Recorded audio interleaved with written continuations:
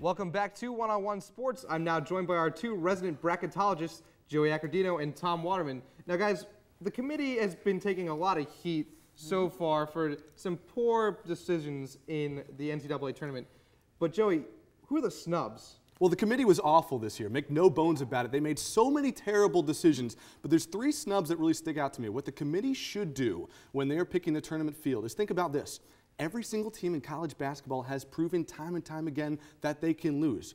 But very few teams have proven that they can win a big game. Now, they put some teams in there in UAB and Clemson that combined to win 0 top 50 games this year. But three teams that did, in this order for me: Colorado, Alabama, and Virginia Tech. All three teams have proven that they can win big games. 2 out of 3 ain't bad, Joey, but Virginia Tech is one I completely disagree with you. This team has, you said it has to have one big win. They do. They have one. Yeah, exactly. They beat Duke. Who else have they beaten, though? You're going to say an FSU win in the tournament? They beat a 10 seed playing without their best player. Outside of that, they have 2 big losses to UVA. They have a lot of other conference losses. This team hasn't played well all year. But Duke is a 1 seed, Tom. Yes, it's just one win, but compare them to some of the other teams that got into the tournament this year. This is a 68-team tournament. You're going to leave a team out that beat a 1 seed this year and had a very solid conference record, very solid overall record? But I definitely think teams like Colorado and Alabama have a bigger gripe, even maybe a team like St. Mary's.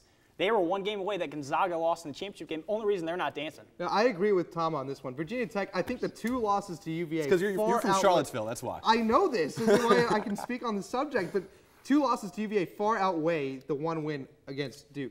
Now, the other questions in the tournament: seeding, overseeds, underseeds. Tom, who do you have for being overseeded or underseeded? First off, big overseed or underseeded is Kentucky. Yeah. How can they be a 4? They came off 2 big wins against Florida. Florida's a 2. Don't really have an issue with that, but Kentucky's got to at least be a 3 there. And then Texas. They're currently ranked number 8 in the country, and they're a 4 seed. Joey, how is that possible?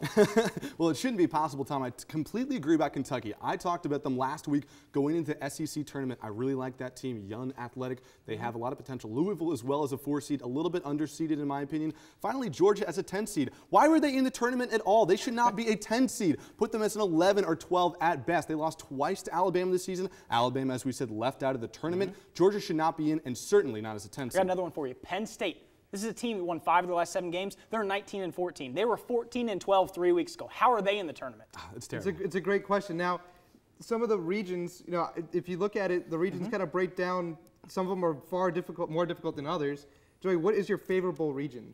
Well, there's 2 favorable regions for me. There's Duke, their region, which is the West region. The Duke region. The Duke region. They always get the favorable region. It kills me, sorry. But their region is the West region. Duke is the 1 seed. San Diego State is the 2 seed, a very unproven team. We don't know what we're going to see out of them. UConn and Texas don't like them a lot as the 3 and the 4. Flip over to the Southeast. That is Pitt's region. They have not proven themselves in the NCAA tournament year in and year out. Florida is the 2. A lot of questions there. BYU without Brandon Davies as the 3 seed. Those are 2 regions that could go to anyone. Really, I see it completely different. I think the Southeast, as you mentioned, with Pitt and Florida, is probably the best chance of getting a 1 and 2 in that regional final compared to overall. San Diego State, a weak number 2 seed. We've talked about this. And you got some of the other regions. North Carolina's the 2. I mean, this is a team.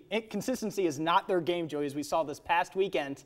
And I think Ohio State is the clear-cut person there. So it's got to be the Southeast. And then, as you mentioned, the West. Duke, they get a favorable draw because they put people in the seats. They get high TV ratings, and they probably got a cakewalk into the regional final. That's unfair. All right, so give me your Final 4 and your championship prediction, Tom. Final 4 right now, I got Duke, Pittsburgh, Kansas, and Purdue. The 3 seed's going to pull that one out there over Kansas. Okay. And my national title winner is going to be Ohio State. Ohio State. All right.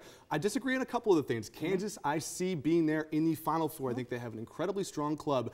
I think in Pitt's region, I like Florida to emerge. I think they have a lot of nice young pieces there. Wow. I think Duke, as we talked about, that cakewalk of a region, they will get there as the 1 seed. Finally, Ohio State will lose to Kentucky. They will lose to Kentucky, and Kentucky will lose to Syracuse, who will have beaten North Carolina because of their zone. Syracuse will knock off Kentucky and be in the Final 4 with those other 3 teams. And I like Kansas as the most athletic ball club, as well as the most complete ball club in the country, to take home the national trophy. I said I was high on Kentucky, not that high, Joey. I still think it's going to be Ohio State in the end. I'm with Joey on this one. I got Kansas winning it all. Can't argue against Bill Self and crew.